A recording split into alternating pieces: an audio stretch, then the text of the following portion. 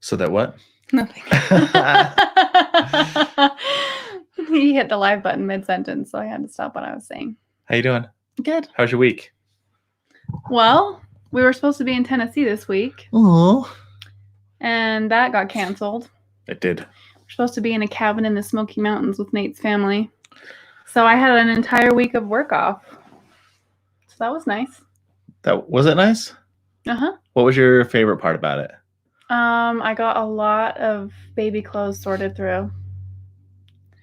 What was the highlight of your week? The highlight of the week was we had 2 barbecues with your family. That was fun. What? You're not wearing your necklace. Because I didn't have time to put it on. Why not? Because I was running a little late this morning. Oh. Nate got me a nice bracelet for Mother's Day that says Mama Bear on it. It's really pretty. How are you guys doing? Yeah, welcome. Tell us the highlight of your week in the comments. Yeah, we'd love to hear it. I feel like we need to get a couch. We have 2 separate chairs that have 2 arms here that keep us separated. Should we dive into today's lesson? Let's do it. Okay. Let me just pop this up here. So today we're going to be talking about the 4 horsemen of the apocalypse. Yes, we are. Not death, famine, pestilence, and the other one that you find in Revelations, but we're going to be talking about the 4 horsemen of the apocalypse for marriage. Right. So if you're familiar with the Bible, I didn't finish my sentence. It's this book that we read. In the book of Revelations, it talks about the 4 horsemen of the apocalypse as kind of a warning signs to let us know that the second coming is near. Just as those are a warning sign for that, the 4 horsemen of the apocalypse in marriage are more a warning sign for us to know that, okay, we've got things we need to work on. So John Gottman calls these the 4 predictors of divorce. And I think when people hear these, they're like, I have every single one of these in my marriage and we're doomed. But that's not the case. We even though we're super well-versed in the Gottman method, we still struggle with all 4 of these. So the purpose of going over them and teaching them is so that we are more aware of them, so that when they do pop up, we can say, oh, okay, this is one of the 4 horsemen. I probably need to dial it down a bit. This is something I need to work on. So that's why we're going to go over it today. Yeah. So I want to start by talking a little bit about where the 4 horsemen come from before we just dive into what they are. Right. So we've kind of talked about this in past lessons, but I think it's important to cover. So you have a brain, and your brain's number one responsibility is to keep you alive. And the way that it does that is it protects you from threats. Now, there are a lot of threats in the past before we had all these luxuries and modern conveniences like central air conditioning and insulation and cars. Speaking of which, it's kind of hot in here. Do you want to open the door? You can open the door. Okay, I'm going to open the door. So, before we had all these modern conveniences, there were lots of threats to our physical safety, to the safety of our ability to live. And one of the threats that was really prominent was the threat of being cut off from the tribe. Like if you did something that got you into trouble, a lot of times you would be exiled or cut off from the tribe. And we're pack animals. We survive in families and in groups. And that is one of the biggest threats that we have. And we don't protect ourselves from wolves or tigers very often anymore, unless we're up in the woods camping or something like that. But now the real threat to our safety and security is doing something that might put us in a relationship predicament. Mm-hmm. It might mean the end of our marriage or the end of a friendship, and those fears can be really heightened. So what happens is when you sense a threat, your brain goes into what scientists call fight, flight, or freeze.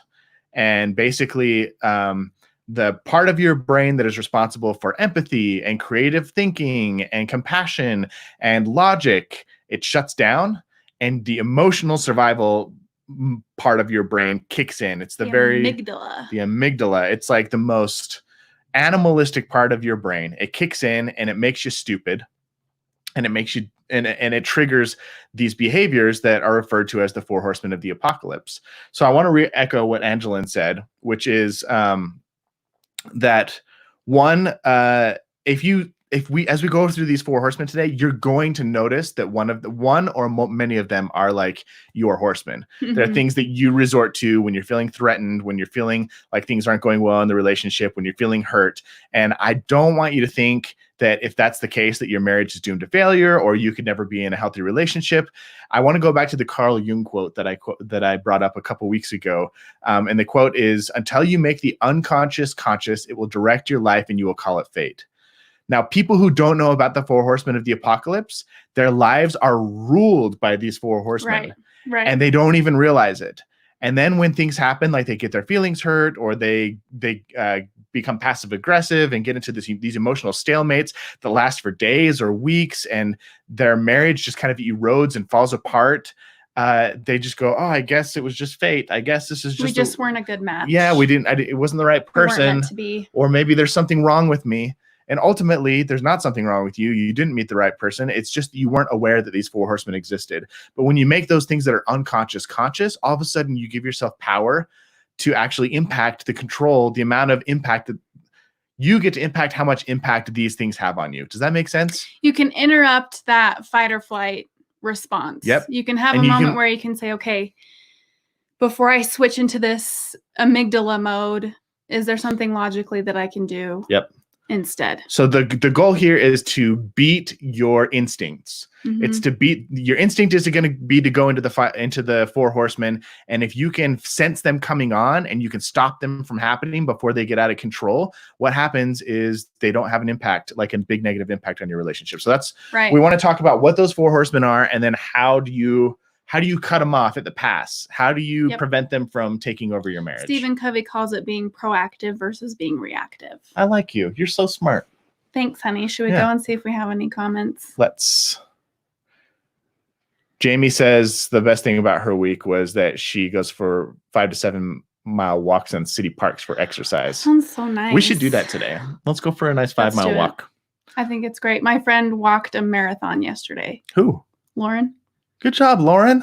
Yeah, she did. Her and her Chris friend. Jansen? Yep. Her and her friend walked. That's a long way to go. A 26 miles? Yep. That's amazing. It's a great Saturday activity. So let's talk about number 1. I like this, actually. So we're going to throw it up so everyone can see it? I'm going to throw it up. I'm going to throw it up. All right. The first horseman of the apocalypse but whatever. Is criticism. Criticism is when a complaint is expressed as a character flaw. Thanks, Zach Brittle, for that amazing quote. Yes, that is. It sums up what criticism is in a nutshell. So we'll give some examples of criticism. Criticism is typically accompanied by the words "you always" or "you never." You always do this. You always leave me hanging. You never help me out with the dishes. You never help me clean the house. You're always late. Right. Sorry. What it does is it takes maybe something that they might have done that hurt you or something that they did wrong. And instead of it being the behavior that they did that hurt you, it's them. You focus on their character. It's them as a person. They're bad. They did their personality in and of itself is flawed. You're attacking them directly. So reasons this is problematic is because if you are incessantly critical of your partner, it'll chip away at their self-esteem. It can erode trust. Like frequent criticism can feel like a betrayal over time. It feels like, oh my gosh, I can't do anything right. Why am I in this relationship? I just like it hurts. It can destroy the emotional intimacy in your marriage. Like if somebody feels like every time they get close to you or make an effort to do something, they're going to screw up and get criticized, they're going to start pulling away and creating a big distance between the two of you. It belittles your partner while making you seem superior. And that's more of a contempt behavior, which we'll get into a little bit later. But criticism is definitely the beginnings of contempt, I feel like. Yeah. And it doesn't. The crazy thing is that oftentimes when we're critical of our partner, it's a goal. We do that to try and get them to change their behavior, but really it just triggers defensiveness, which is another thing that we'll talk about down the road. So we've talked about, they kind of feed, these four horsemen kind of feed off of each other. So criticism can be pretty gross. It's not fun to be a part of. Should we talk about how criticism has showed up in our marriage? Yeah, sure. you want to give an example? You go first. One of the things that we talked about before is the inner critic. Right. This one's hard too, because criticism often shows up in our marriage as being self-critical. So I often project my own criticisms that I'm criticizing myself for onto Nate and say that something that I wish was better in myself, when Nate says something that will trigger that, I just assume that he's criticizing me. So, and we can get into that when we talk about defensiveness. Right.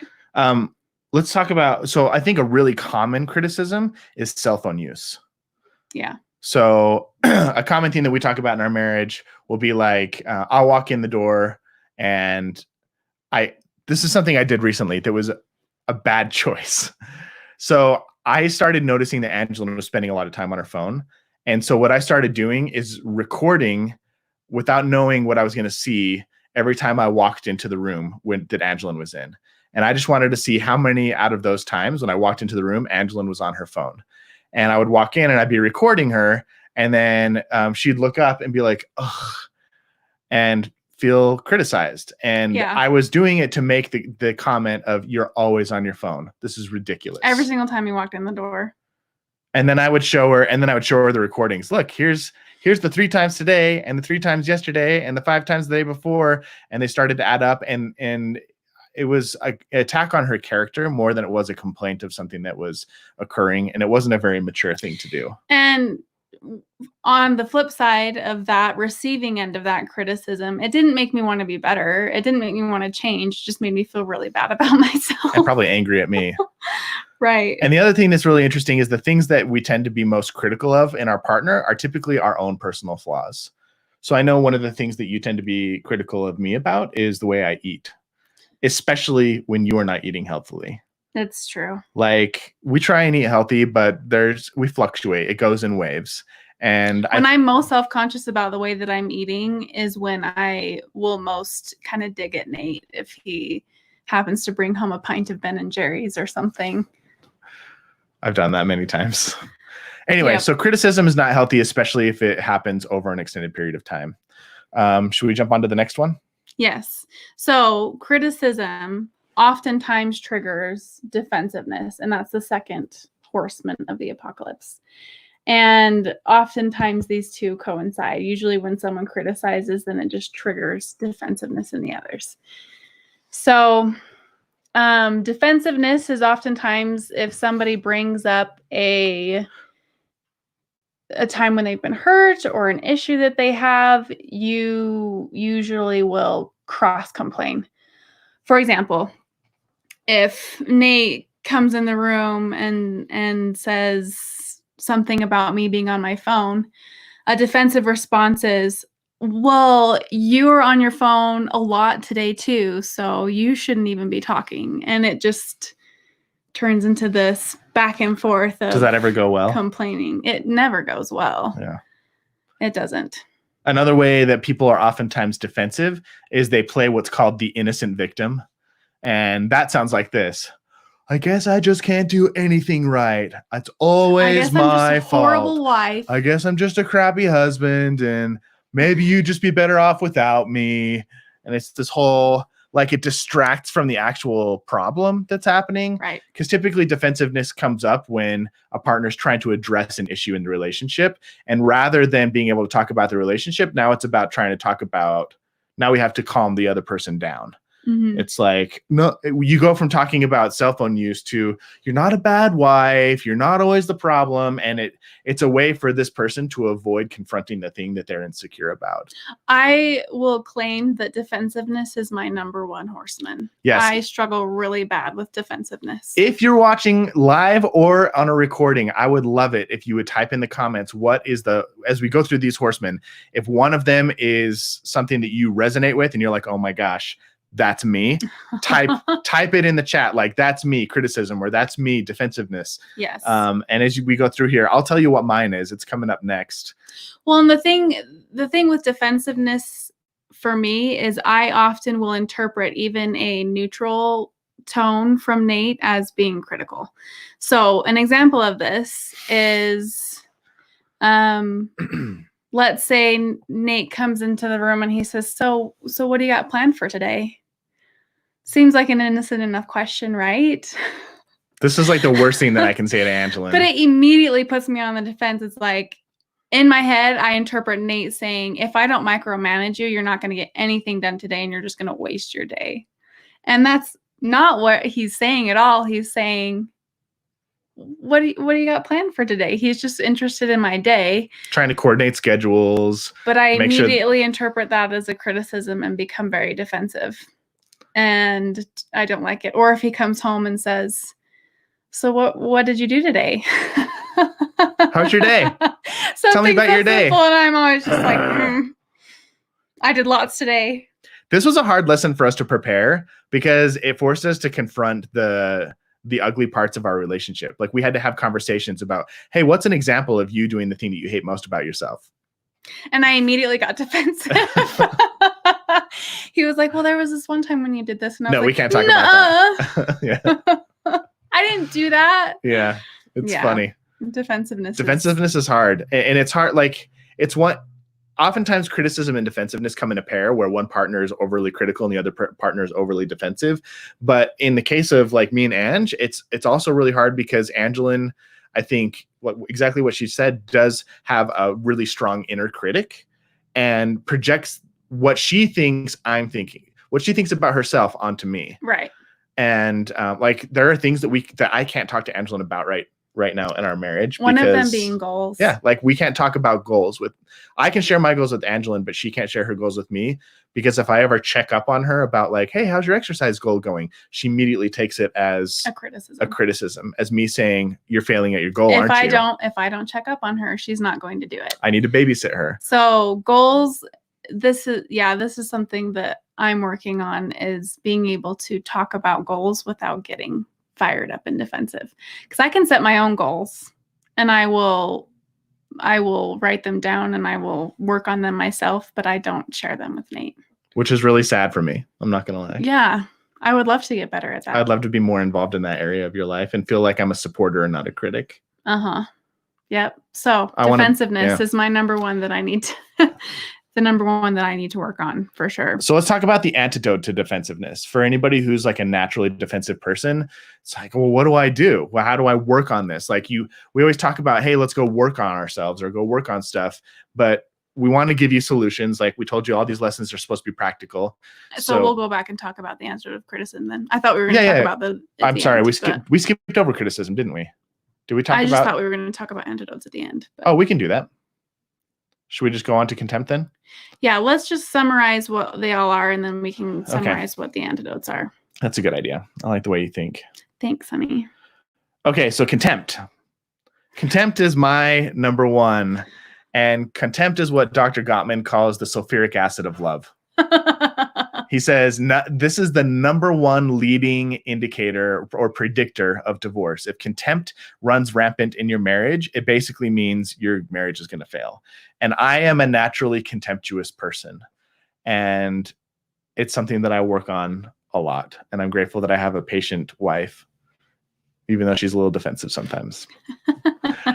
So let me talk about what contempt is. Contempt is, actually, I can copy the definition here.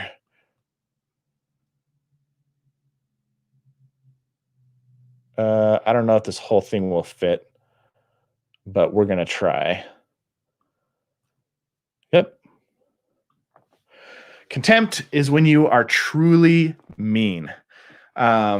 You treat others with disrespect, you mock them with sarcasm, ridicule, you call them names, you mimic them, or use your body language such as eye rolling or scoffing. The target of contempt is made to feel despised and worthless or beneath. There's like a sense of moral superiority. This is like the holier than thou horseman. Yeah. I'm better than you. Contempt goes beyond criticism. While criticism attacks the partner's character, contempt assumes that a position of moral superiority over somebody. So I think this happens a little bit naturally in our relationship just because I am 7 years younger than Nate. And so we do have that age gap where an experience gap. Nate is more experienced than I am in a lot of things. oftentimes when I'm going through a learning experience, he's already gone through that learning experience. And so I think naturally contempt kind of slips in that regards. Right. But Nate's favorite thing to do when I do something maybe that annoys him is to mock. So for example, I'm a huge cuddler and I really love to cuddle. And I love cuddling too. But one thing that really bothers Nate is when he crawls into bed and I immediately just go right next to him. Like I'm not even in bed. I'm like getting in the sheets. Before he has any time to like settle himself down, I'm already like on top of him. And she says this thing. I just want to be close to you. Which is so sweet.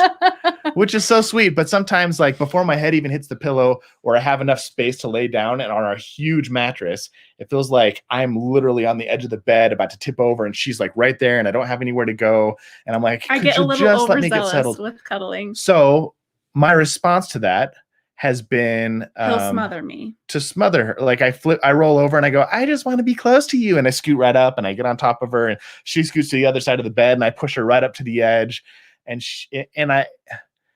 on the one hand, on the one hand, I'm like, I'm just trying to be playful, but underneath the playfulness is an attempt to make Angilyn feel stupid for what she does. Like, could you just think about what you're doing before you jump and cuddle me? We've gone through this a million times. Can you give me just a few seconds to get settled? And he does it until I get angry. He does it to the point to where I'm like pushing him off. Not a good look for me. Another thing he does go ahead. Is he likes to correct my grammar in the middle of arguments. Yeah. Or disagreements. What does that look like? So if I'm trying to explain myself and I stumble over my words, he'll laugh. Or if I say a figure of speech, like she'll say something like, "Oh, I could care less," and I'd be like, "Couldn't care less." And she'll be like, "Oh my gosh, could you stop?" Again, things that just don't help the situation. Yeah, it just exacerbates things and it puts myself in a higher position. So there are different, there's like really blatant contempt. And then there's like covert kind of like passive aggressive contempt. And I'm more of the passive aggressive kind. So these are some, just to give you an idea of what contempt could look like. It could be swearing, name calling, any sort of like physical intimidation. So if you're using your emotions or your body to create a one-up or a dominance over your partner, that is contemptuous behavior. Screaming, emotional outbursts, interrupting them in the middle of a sentence, cutting them off, correcting them, which is something that I do with Angilyn from time to time that I'm working on. Finishing their sentences. Yeah. Yep. I just saw that one. I was like, oh, yep, that's one. Yep. Criticizing them consistently. And so like it's criticism to an extreme, being condescending towards them. So any sort of condescension, which is what kind of sometimes I fall into. Also as the oldest sibling, I tend to like have a tendency to, like I grew up having younger siblings that I treated not always the best. And so being condescending is kind of built into me, or I guess trained into me. Finishing their sentences, you already said that one. Making fun of them, which is something that I tend to do, partly because there's things that Ange does that I think are cute and it's fun to mimic them. But then I realize that if I take it too far, it can be seen, instead of being playful, as being insulting. Yeah. Using mean or condescending tone of voice, negative body language like eye rolling or that's what scoffing. I'm guilty of. I'm an eye roller. Yeah. Yep. Redoing something that they've done because they didn't do it right, and it's like saying that they're incompetent. Being overly snarky or sarcastic. I know a lot of people think like, oh, my sense of humor is sarcasm, or I'm just a little bit of a snarky person. Well, guess what? Sarcasm inside of a marriage doesn't really have a place. And if your sense of humor is based entirely on sarcasm, then basically what it is a breeding ground for contempt. And it can be a really dangerous way to communicate with your partner consistently over time. Now, once again, I want to reiterate, if this stuff shows up in your marriage, it doesn't mean your marriage is doomed to failure. Like, we have a great marriage and I naturally have the tendency to be contemptuous.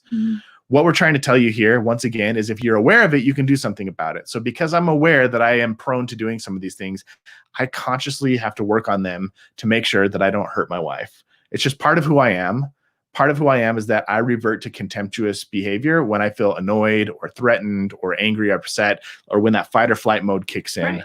When you're not thinking super logically. Yep. When I'm not thinking kind of logically or default compassionately, reaction. I default to typically being contemptuous. So this is an opportunity for me to recognize that and take that, make a different choice. Another interesting thing about contempt is that research shows that couples that are contemptuous of each other are more likely to suffer from infectious illnesses like a cold or the flu, more so than people who are not contemptuous. This is bizarre, but it really does affect your physical health. These horsemen, the quality of your relationship affects your physical health. It's just crazy to me, but it does. It increases your cortisol levels. You heal less quickly. It's really interesting. Like there's a lot of really interesting they talk side about effects. it in I think just the first couple chapters of the 7 principles for making marriage work. There's a whole section of it in Hold Me Tight by Sue Johnson. The whole first chapter is about there's a huge section on just the physical benefits of having a strong marriage and how much physical suffering it can cause, and like depression, anxiety, weakened immune system, propensity for early death. Because stress manifests itself in your body through illnesses. And contempt causes massive stress. Right. So we kind of talked about our story here, and we talked about that it's the greatest predictor of divorce. All right. So should we talk about stonewalling? Yes. Let me copy the definition here. Do you want to tell everybody what stonewalling is? Stonewalling is essentially shutting down in the middle of conversations. And this is something I also struggle with when I feel like I'm overwhelmed with the conversation that's happening. I'll just stop talking and essentially put a wall up between us, and the conversation is over. So it's when a partner emotionally withdraws, shuts down, and stops responding to their partner. It often looks kind of like, arms crossed, looking down. The person continues to talk at you, and you just revert your gaze and don't respond. That's stonewalling. Yep. And most of the time, John Gottman talks about an example of usually what's going on in the mind of the person that's stonewalling is usually like, when is this going to be over? If I stop talking, maybe they'll stop talking. Am I talking too quiet? No, I just want to because it's just a very one-directional microphone. If you're talking that way, people might not be able to hear you. So sorry, what are people thinking when they're stonewalling? Usually like, when is this conversation going to be over? If I don't engage, maybe she'll stop. Man, how long can she go on for? Kind of a thing. Mm-hmm. It's really a defense mechanism. It's like, okay, I'm flooded. I'm not going to engage in this conversation anymore. Yeah, like 80 to 85% of stonewallers are men. And there's a reason for this. The research shows that, and this is really interesting, men are actually less emotionally resilient than women. And so stonewalling is actually a side effect or a symptom of emotional flooding. So emotional flooding happens when you experience so much emotion that you don't know how to process it and you don't know what to do with it. And you feel overwhelmed. That's typically when your heart rate kicks in. You get the tunnel vision and the sweaty palms and stuff. Your fight or flight kicks in. It's usually the freeze part. Yep. Of the fight. And so emotional stonewalling happens when you feel so emotionally flooded. You're like, I don't know what to do. I feel trapped. What's going on? And you're right. Like, how long can she talk about this? Maybe if I just stay quiet, she'll stop talking, or it'll go away. When I stonewall, and I have stonewalled in the past, I oftentimes psychologically go to a place of moral superiority where I'm like, listen to her talk. She's flying off the handle and saying all these things. Like, I'm not even going to engage in that kind of behavior. If I just remain silent, I'm taking a position of moral superiority. I'm better than she is. And what happens to the person who's being stonewalled is they're really just trying to get a response from their partner. They're worried about something, concerned about something. They want to have a conversation. And so because they're not getting a response, it usually escalates. They escalate. So they go from using the 10-pound cannonball to the 25-pound cannonball. When that doesn't work, they move to the 50-pound cannonball, and their emotions escalate and their voice escalates, and they get to the point where they will do anything to get an emotional reaction from their partner. Even if that emotional reaction is an outburst. Yep. And that's typically what happens, at least to me, is when I stonewall and I get to a place where I can't escape and I can't calm down, it builds up and builds up and builds up. And then I fly off the handle and yell or raise my voice and say things that I probably will end up regretting. And so stonewalling is particularly cruel because it leaves your partner feeling isolated and abandoned on a desert island. And it's not a place of moral superiority. It's not a better alternative to not engaging in the argument. And so men who are listening, if you are a natural stonewaller, there is a better alternative. And we'll talk about that in just a minute. Right. So to go over these 4 horsemen: criticism, defensiveness, contempt, and stonewalling. And chances are there's every single one of these either in your relationship or in your life. Yep. It's just part of being human, are reverting to these kind of primitive reactions that happen when you get into an emotional state. You were going to tell the story of Pahoran and Moroni? Oh, yes. This is an example in the scriptures. Of one of the 4 horsemen? Of several of the 4 horsemen showing up in one chapter of scripture. So we all know the story of Moroni when he writes a letter to Pahoran, essentially calling him out for not sending reinforcements to Moroni's army. And every single time I read that chapter, I'm just like, ugh, Moroni, calm down.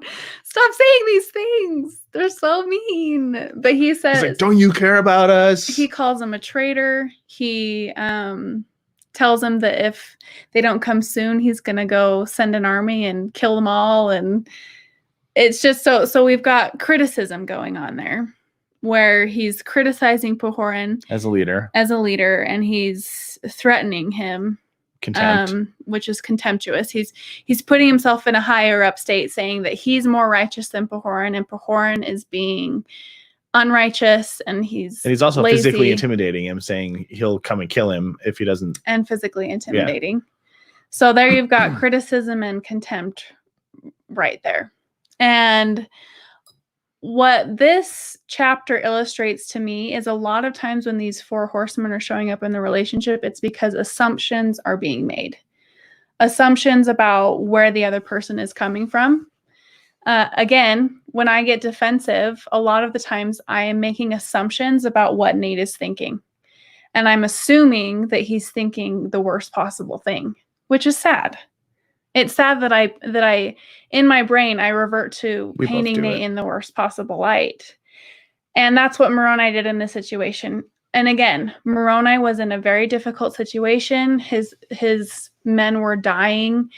They didn't have reinforcements. He was probably scared. And so again, this fight or flight mechanism kicks in, and he's writing all these thoughts down, probably without really thinking them through. That's how I interpret it. Obviously, I don't know what was really going on.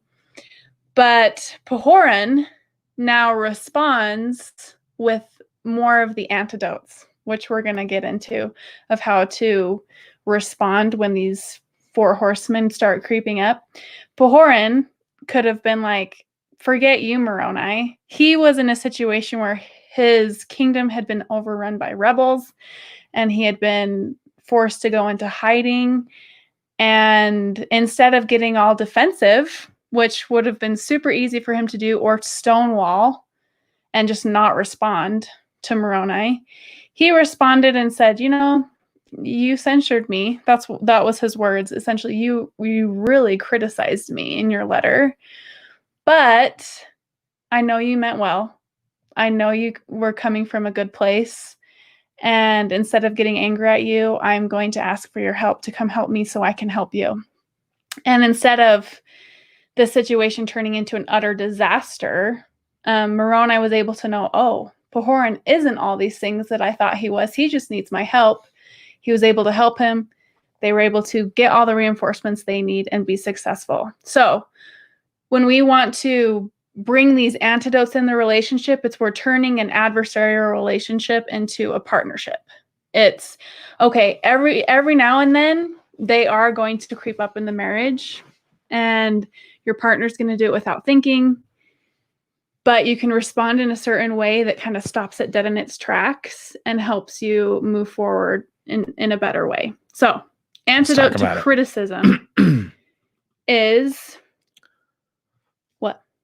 It's to focus on what you want, to make requests, and to focus on complaining without blaming. So if you're, so let's first talk about complaining without blaming. Complaining without blaming means what Angilyn talked about earlier. You're focusing on the specific incident instead of the person's character. So it could be, hey, your job is to take out the garbage and it's overflowing and it really stinks. And it's kind of getting on my nerves that you haven't taken responsibility for that. Criticism, on the other hand, you never take out the trash. You never take out the trash. I can't count on you. Yeah. You're unreliable. That's criticism. Yeah. So focus on the specific circumstance and not the person's character. Another thing is focusing on what you want and making requests. So instead of criticizing somebody and focusing on the negative, saying, hey, I'd love it if you'd take out the trash today. Mm-hmm. Hey, it would mean a lot to me if you could just take 2 minutes and take out this trash right now, because I have more stuff to throw away and there's no space in the garbage can. Right. Oftentimes, a complaint is really a frustration that we didn't get something that we never asked for. And so replacing complaints with requests is actually a much better way to deal with things in your relationship. It's a good thing to focus on. Like if you find yourself being more of a critic and you have the propensity to attack somebody when you're feeling upset or frustrated, for whatever reason, a great thing to focus on is making requests. And one thing that we try to do, which is kind of what Pahoran did in this story, is assume the best in the other. So let's go back to the trash instance. How the trash is overflowing. You can approach it in a situation that's like, I know that you didn't mean this. I know you didn't mean to leave the trash there. I know you've been really busy. I know you've been working really hard. I just noticed that it hasn't been taken out for several days. You know, you start by assuming the best in them and saying, hey, I know that this isn't your character. I know that this isn't you, but this is what happened. And it makes it way less for them to get defensive. It's saying, I know you didn't mean to hurt me, but this is the circumstances. This is the facts of the situation that created hurt in my life, even though I know that you didn't mean to do it. This is what happened, and I would appreciate an apology. That is a perfect example of the softened startup, which we talked about last week. We did talk, a couple weeks ago. It was last week or 2 weeks ago. Anyway. Yeah. Great example. I know you didn't mean that, but, or I know you didn't mean this, and it's probably better than but. So that's the antidote to criticism. Okay. So 2 things to focus on are 1, making requests, and 2, focusing on complaining about the circumstance and not making it a direct attack. Stick to the facts of the situation instead of the character flaws that you can do with criticism. Number 2, defensiveness. What's the solution for this one? Miss Defensive. This is so hard to do, but it's so helpful. You've gotten really good at it. Thanks. I am getting a lot better at this. It's accepting as much responsibility as you can with the situation. And that's sometimes really hard to do. So let's go back to the trash, just because that's what we're talking about. Someone comes to you, they say, hey, I've noticed the trash hasn't been taken out. Instead of flying off the handle, you can be like, you're right. It's been a few days since I took out the trash. As simple as that. You're right. Instead of explaining and saying, well, I've been so busy and I've been working so hard for the family and look at all these things I've been doing. And why don't you take out the trash for once? It's, you're right. I didn't take out the trash. Simple. Leave it at that. And that usually is enough for your partner to be like, I've been heard. Thank you. It de-escalates things really quick. Thank you for acknowledging that. It really de-escalates it fast. Yep. And you don't have to take responsibility for everything. You just have to take responsibility for as much as is true. Mm-hmm. So there's going to be circumstances where your partner might be frustrated and upset about something, and they're accusing you of things that you don't feel are true. Right. And in that case, you don't need to take responsibility for that. But what you can take responsibility for, hey, I realize that the tone of voice that I used probably may have come across as this. Yeah. But I wasn't out to get you. Like I wasn't trying to make you look bad, but I could see how it could have been interpreted as condescending or something like that. Does that make sense? That makes sense. I think so. Cool. It was a really hard thing to do. And a lot of this requires stepping back and just taking a minute in your partner's shoes and thinking, okay, how could this have been interpreted by my partner that is causing this reaction? And then accepting responsibility for your part in that. Even if you didn't mean to hurt them, they're hurt. Yep. So just accepting the responsibility of your role in the reaction that they're having. The antidote to contempt is something that I focus a lot on, and it's expressing gratitude and creating a culture of gratitude in your marriage. So there are times where a great example is I'll be downstairs in the kitchen, and the kitchen is just a mess. There's pots and pans on the stove and they're dirty, and there's plates and Tupperware and stuff in the sink and it's dirty. And then I go to maybe go do the dishes, and then I notice the dishwasher is completely full. And I'm like, great. So I get to sit here in the kitchen and unload the dishwasher by myself, and then wash the 90 bowls that are in the I use a lot of bowls. It's crazy. There's 2 people in this house. I made a contemptuous comment the other day about bowls and cups, and I was like, hey honey, I'm just looking around the kitchen right now and I see 7 dirty cups. How many of them are yours? And she's like, 6. I'm like, okay. I can't believe we live in a household of 2 people and go through this many dishes. And it's being contemptuous. So anyway, I walk in and I look at all these dishes that I feel like I didn't dirty. And I'm like, so I get to unload the dishwasher, and then I have to sit here and scrub all the pots that have gotten like nasty stuff congealed on them, and load the dishwasher and start it all up and wipe down the countertops. And I probably won't even get credit for it. And I get in this totally negative mindset, and it pushes me more towards my contemptuous, like, I'm going to be mean towards my wife and say things that are not cool. And then what happens if I can flip the switch inside my head and go, hey, I'm being contemptuous. I need to focus on gratitude. What can I do? As I think about all the ways that Angilyn contributes to my well-being, the way the things that she does, the many countless things that she does to make my life better. Like how literally since we got married, I've had to clean a bathroom maybe like twice, because she's just like, I'll do it. It doesn't bother her so much. It's kind of gross to me. And she just dives in and does it. I'm like, oh my gosh, thank you. She works full time so that I can pursue my side hustle. It's not a side hustle, my full-time hustle, my career, my entrepreneurship dreams. And even though we're not in a position yet where I can provide full-time for our family, like, she believes in what I'm doing and has made those sacrifices. And then there's like little things, all these little things that she does to just make me feel amazing. And I'm sitting there in this dirty kitchen, and all of a sudden, the moment I change the lens that I'm looking through, and I stop looking at the kitchen in poop colored glasses, and instead start looking at them through rose colored glasses, I start to think like, oh, I could clean this kitchen. It's really not that big a deal. It'll take me 10 minutes.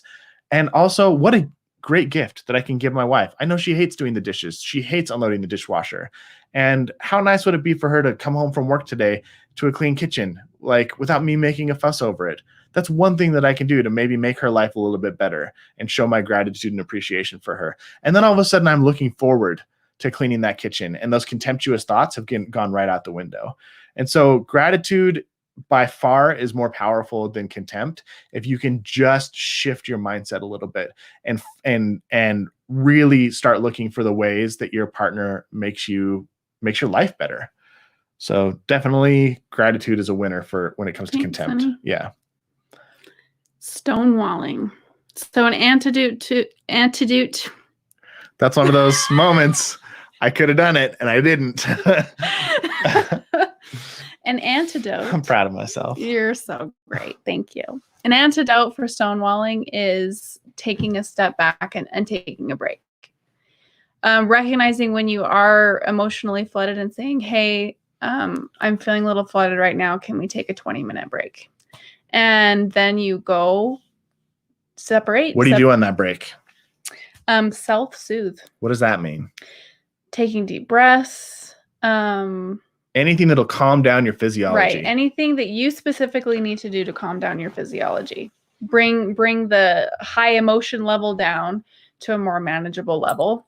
And the main thing with this is requesting the break, because usually If someone's upset and they just walk out the door and slam the door and get in their car and drive off, that's a way to take a break. But if you have not, that's bad. That's abandoning your partner. To your partner, they're going to feel abandoned. Yeah. And especially in people who have had issues with abandonment in the past, it's going to exacerbate the situation even more.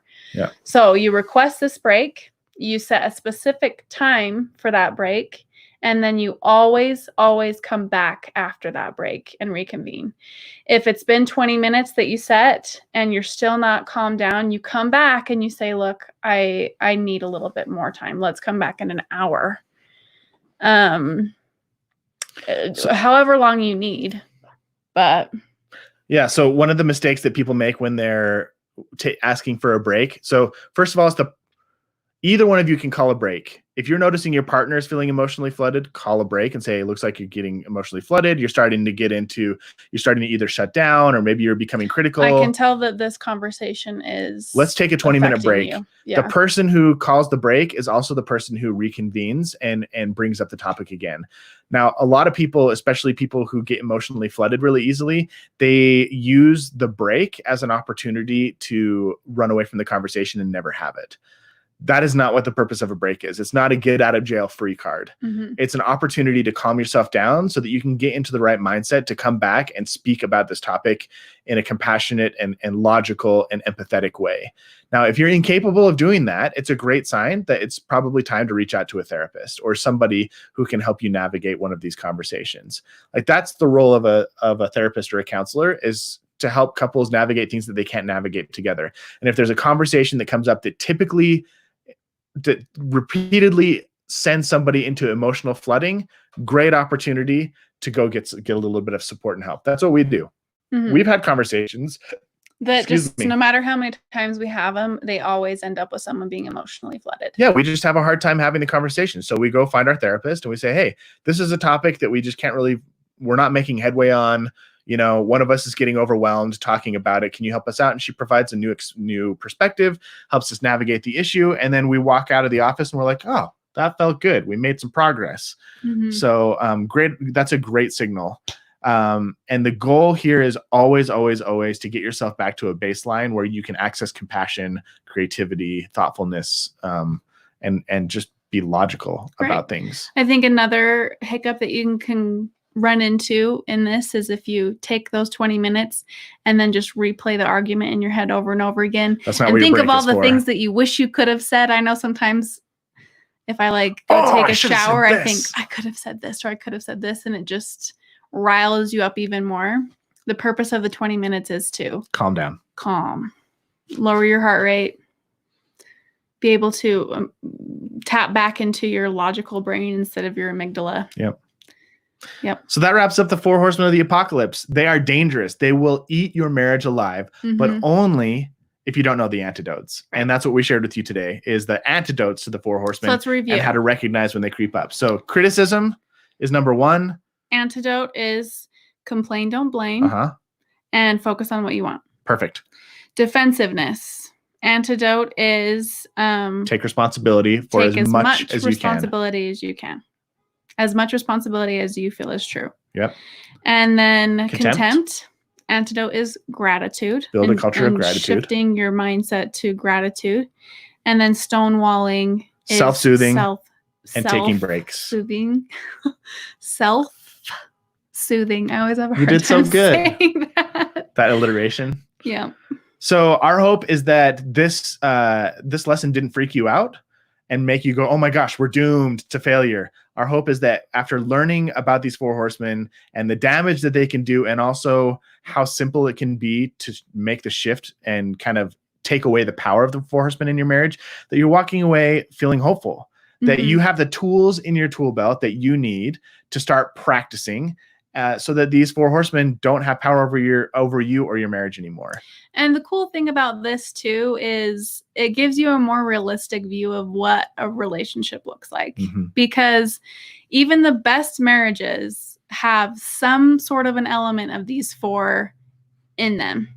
And even the best marriages have their arguments, have their disagreements, have their issues that they're working on. They're a little overly critical of each other in some situations. And I think sometimes people run into these things and they think, oh, we have a horrible marriage, or, oh, this relationship is doomed and we shouldn't progress it any further. And we would never be a great marriage relationship. Realistically, these are just things that happen in relationships, and there's things you can do about it. We're always taught, if you're prepared, you shall not fear. And that's the same with these four horsemen. Yep. Yep. You shouldn't be afraid of them if you're prepared to face them. Right.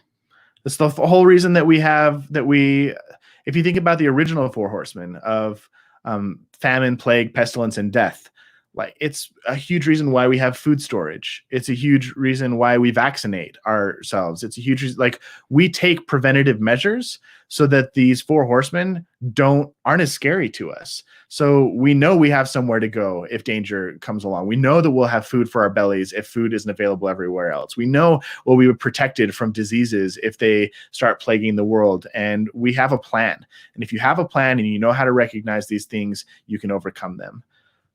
So that is what our hope is from this lesson. Jessica said, thanks for talking about this. It's got to be hard to share personal things, but we can 100% relate. You know what? Thank you, Jessica. You're welcome. It is a little hard to share some of these things, but our commitment to you on day one is that we were going to be honest about what marriage looks like.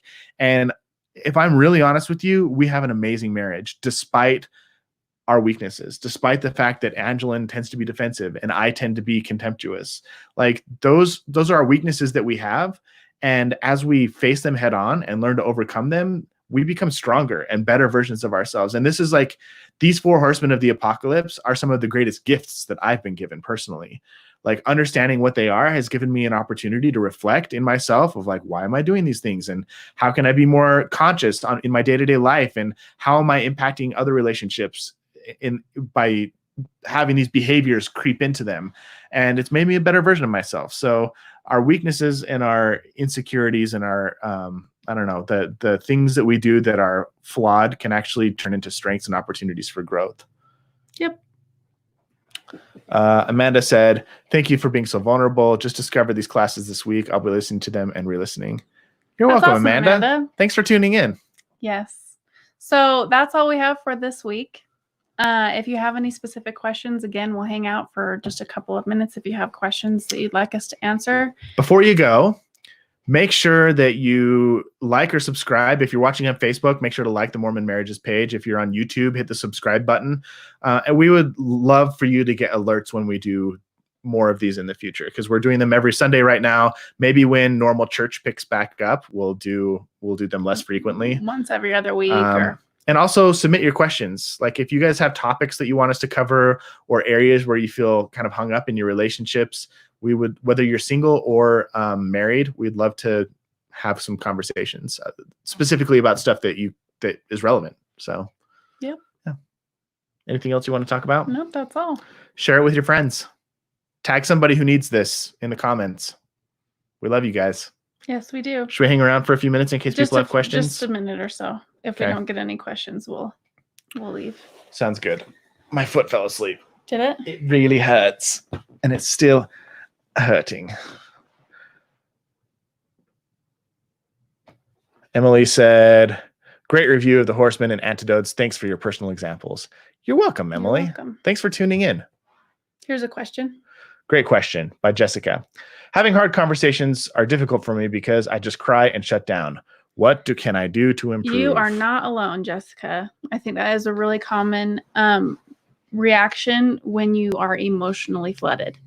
When you start to cry when you're having a hard conversation, it's a good indicator that you probably need a break. Mm-hmm. And I'm right there with you. If I get emotionally flooded, it comes out my eyes. But yeah, take a break. And even sometimes speaking it can help it be a little better. Yep. Like, I'm crying right now because of X, Y, and Z. Or I hate that I'm crying right now because I really want to have this conversation, but I think because I'm crying that we need to take a 20-minute break. Yeah. What do you think? Yeah, I think so part of having, being able to navigate things in a marriage and be a good team is taking responsibility. Mm-hmm. And it can be really hard as a partner to be on the receiving end of somebody who like can't control their emotions. Now, I'm not saying you can't have emotions. You absolutely can have emotions. But one of the things that you need to learn to do to take responsibility for those emotions is learn how to self-soothe.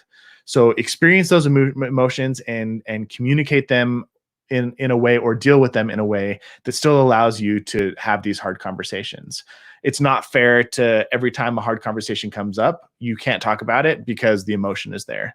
So part of building up emotional resilience is learning how to calm yourself down, whether it's taking deep breaths or creating a plan when you're not in an emotionally compromised state that says, hey, if I start to get emotional during one of these conversations, I don't want you to take it personally. Here's some things that you can say or do to kind of help me bring my emotion levels back down and help me get centered again so we can continue the conversation without having to take multiple breaks.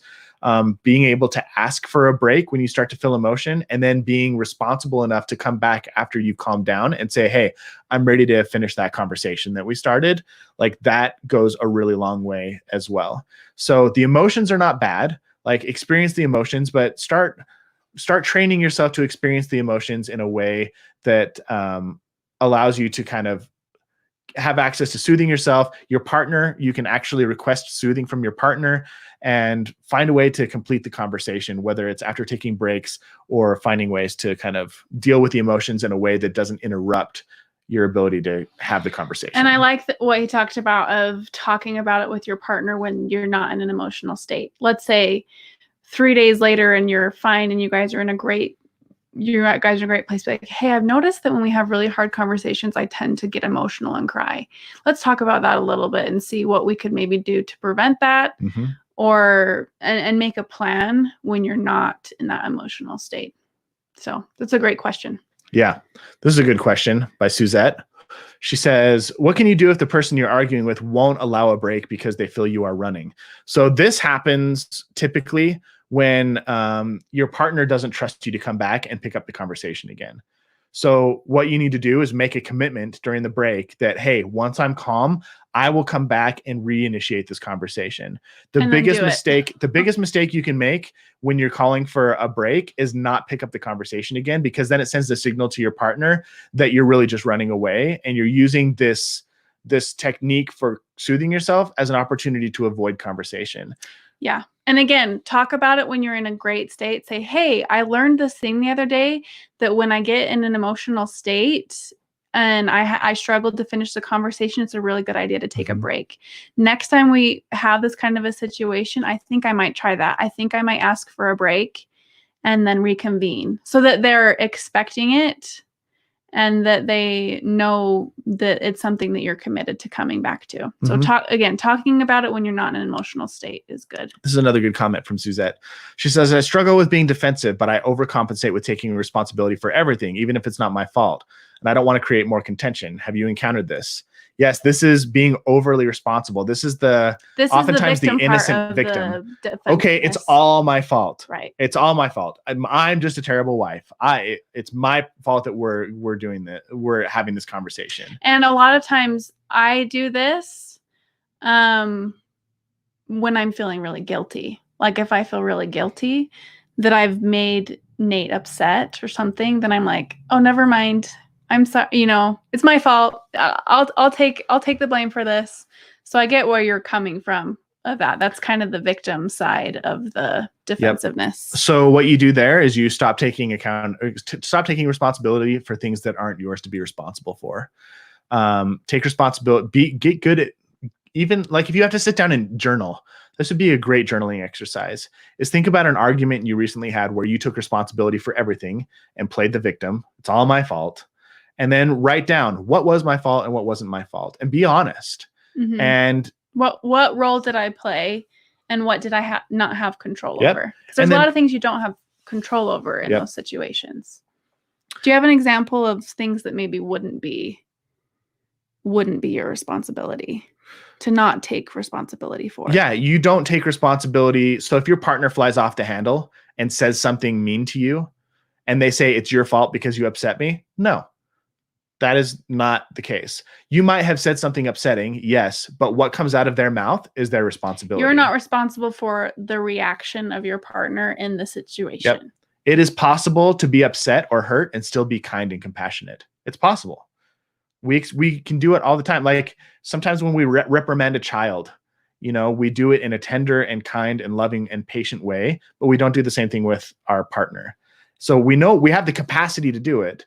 And so you need to treat your partner like an adult and be clear about what is their responsibility and what's not. So don't make yourself responsible for your partner's bad moods. Don't make them responsible. Take responsibility for the hurtful words your partner says. If your partner is dismissive or cruel or passive aggressive, you don't need to be responsible for that. You can be responsible for things that you say or do that might have triggered that response, but you're not responsible for the response. Does that make sense? Or another example, Nate isn't responsible for my misinterpretation of what I think is going on in his head. That's a good example. And he example. said that before. He said there was one time when I was getting upset at him over something that I thought he was thinking, when really I was just projecting my own self-criticism on him. And he even said, I cannot take responsibility for the way you're interpreting this situation, because it's not true. If you're going to be cruel and think that that's what I'm thinking about you, there's nothing I can do to change that. Right. So I'm going to let you sit with this and sort it out and figure out if it's the truth or not. Mm-hmm. But I'm telling you right now, and he did it in a very loving. I remember this was a very powerful conversation that we had. When was it? It was like a year ago. Mm-hmm. But I remember I was so upset with him over, maybe it was part of the goals conversation. I don't know. But, and Nate's really good at taking responsibility. He's always like, I totally did that. Or yes, I can totally see that. And he was really reflective in this moment. He was like, Angilyn, I can't take responsibility for what you're thinking right now, because that's not true.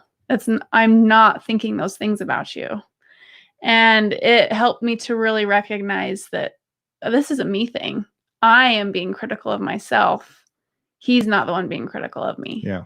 So that was a really powerful example in our own life of when he did not take responsibility for something that wasn't his to take responsibility for. I love Emily's comment here. Knowing how to label my emotions has helped me so much. I've recently learned about that 80% of the time when I'm feeling angry with my husband, I'm actually feeling embarrassed. Mm-hmm. It just shows up as anger. Soothing is easier when I find the source. Yes, this is huge. We just did a podcast episode with Julie Hanks, Dr. Julie Diacevedo Hanks, mm-hmm. and she linked to us a emotions chart of how to name your emotions. Like if you're feeling this way, what are some counter emotions that you could be feeling? So maybe we can link to that. That's a great idea. Yeah. We'll drop it in the YouTubes even with some links. And then Jeremy, I don't want to snub you here, man. You have a good comment. What do I do if my partner never gives in a little bit, her way or the highway? Like if you're not yielding to your partner. Therapy. That's hard. But this is a good boundaries conversation. Right. I believe that the way, how do I put this? We talked about this last week about boundaries. In mm-hmm. order for the game of a relationship to work, it's like the game of football. You have rules. There's like agreements that you make in order to make the game work. Like you don't hit a player when they're out of bounds, or you always wear your helmet when you're in the game, or the play stops when you hear the whistle of a referee. And the moment somebody stops obeying those rules or respecting those rules is the moment that football stops being football and it turns into chaos. It seems more like a brawl. It's no longer fun and people run the risk of getting hurt. Now, part of the rule, like you get to set the rules inside your relationship. And if your partner is not the type of person who wants to yield or accept influence or that always wants things their way, it is up to you to set a rule, to set a boundary and say, this doesn't work for me. Like, I love you enough to not participate in a scenario in a one-sided where that I will become resentful and become angry, and it will cause the relationship to not work. So here's the deal. You want me to yield and I want you to yield, and we need to have a conversation about this. Like, I'm not going to be the one who always falls on my sword. And the hard thing about, how do I put this? Sounds like a gridlock situation. Yeah. And this is a great opportunity to go seek some outside help. But I think one of the most difficult things about relationships is sometimes you get into especially marriage, and especially in Mormon culture, where we're married for eternity, and there's like an eternity of rewards at risk. is when you have hard conversations around what we call a gridlocked issue, or an issue where it feels like you can't make progress, where you're just completely stuck and hopeless. When you get into a position like that and you do confront the issue, it's a scary situation, because in the back of your mind, it's like, is this a make or break thing? Like if we can't find a solution, does that mean this is the end? And sometimes it's easier to just avoid having the conversation because you don't want to confront the possibility of your relationship falling apart or having to take drastic measures. But the reality is that in order to have a great relationship, there are going to be times in your marriage where you have to have conversations that put the relationship at risk. Yeah. And they basically say, do you want to work on this or not? Do you really want to have this relationship or not? And as scary as that is, oftentimes what happens, and the majority of the time, if both people are committed, it opens up an opportunity for connection and to actually move beyond the issue. And there is that possibility of somebody leaving, but if you don't have the conversation, you're trapped in a relationship of mutual toleration where like you're not happy, they're probably not happy, you're growing resentful, you're getting bitter and angry, no good things are happening, and like it's going to harm your kids, it's going to harm you, and it's going to lead to a life of just not the type of marriage that you want. And so ultimately, if you're both kind of digging your heels in on an issue, or one person is digging their heels in and it's not healthy, it's good to seek outside help, and it's good to be able to have the conversation of, hey, like this isn't okay. This isn't okay. You know, this is against the rules in our relationship. And when the rules get broken, you put the game in jeopardy. And I don't want our marriage to descend into chaos. I don't want our marriage to become a brawl. I don't want our marriage to be a place where one of us could get hurt and bad things could happen to our family. So we need to address this. We need to find a way that is a win for you and a win for me. And a win for me does not mean always you winning. Mm-hmm. And it's a hard conversation to have. And it's one that you need to have, like when it's an emotionally charged conversation, it's easy to go into that fight or flight mode and for the Four Horsemen to creep in, which is another reason why it's sometimes good to seek out a therapist, because when you're having that conversation with a third party in the room, you feel the pressure to kind of like keep a hold of your emotions. And the third party also does a really great job. A really great therapist works as a mediator to help the other see where the other is coming from. Because there's been times when we've been in a therapy session where we've been in a situation where neither one of us are giving up our point of view. And Kate will look to me and say, what I hear Nate saying is this, and this. And I'm like, oh, is that what he's saying? Yeah. Is that what he's saying? I had no idea. Is that what you were saying? And it's these epiphany moments where it's like, oh, I was totally misinterpreting what you were saying. And so that's one reason I love therapy. I really, really wish that we could get rid of the stigma of therapy, that it's only for people signifies that your relationship is in trouble. Because honestly, it's like, I think it's a badge of honor to be able to say we're working on our marriage, and it is so important to us that we're seeking outside help.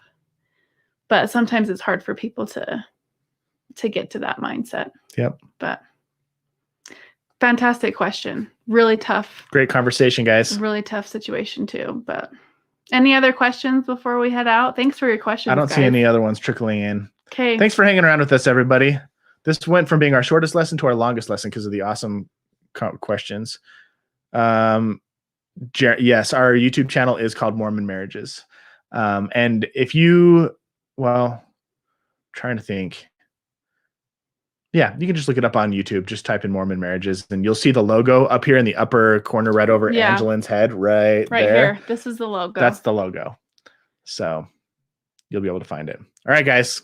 Have a wonderful Sunday. We'll see you next week. Kiss each other lots. And if you're tuning in live, today is the last day to join the Epic Wives experiment until we start it again. So if that's something you want to participate in, make sure you jump in. You get to spend an entire month with me and my good friend, marriage and family therapist, Laura Heck, who helped create the 7 Principles for Making Marriage Work workshop. Yeah. She knows her stuff. She's awesome. She's really great. Anyway, it's epicwivesexperiment.com if you want to sign up. We'd love to have you there. Bye, okay, guys. Talk to you later.